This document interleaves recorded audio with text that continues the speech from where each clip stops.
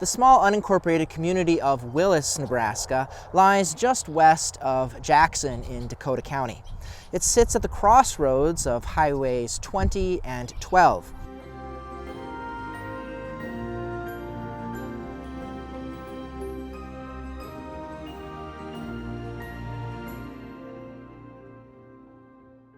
I'm here just northwest of the highway crossroads at the place where the St. John's Catholic Church used to be. The church was right across the road from me on what is now private property. I just spoke to one of the owners, and he mentioned that the front entrance was about where that bird bath is in their yard. The former rectory, you can also kind of see behind me, was built in 1932 and has now been renovated as a residence. But, as you can see, the church building itself no longer exists.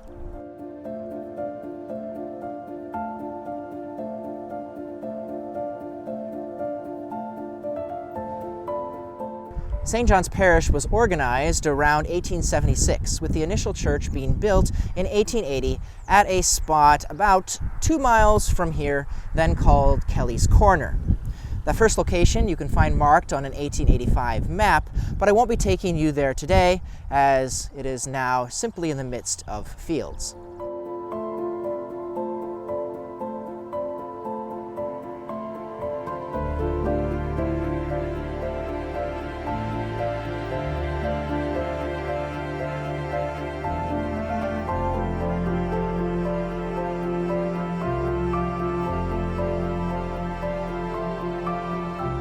In 1887, parishioners obtained a new church here at Willis, historically called Brady's Crossing, and Vista at various moments throughout its history.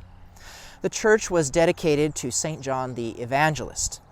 And after the church was moved here, an addition was built and a sacristy was added in 1903. The community was regularly served by priests from St. Patrick's and Jackson until 1907, when they received a resident pastor. St. John was an independent parish until 1939, when it once again became a mission of St. Patrick. Unfortunately, many dates in the parish's history can't be precisely given because a fire in the parish house in the 1920s destroyed many of the records.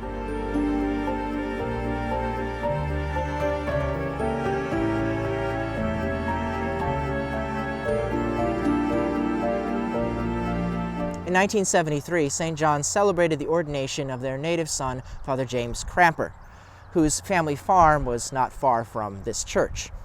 Father Cramper held masses of thanksgiving both at St. Patrick and here at St. John's.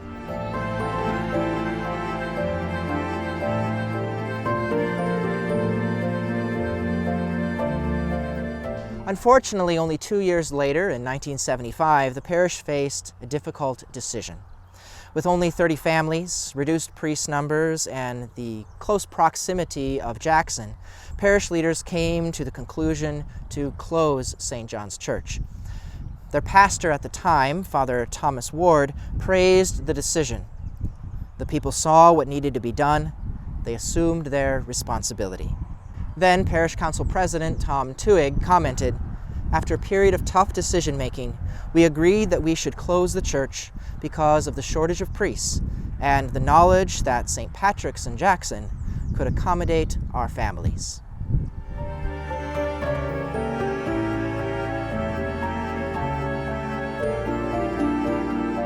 Today, Mass continues to be celebrated 5 miles southeast at St. Patrick and Jackson and 8 miles northwest at St. Joseph in Ponca.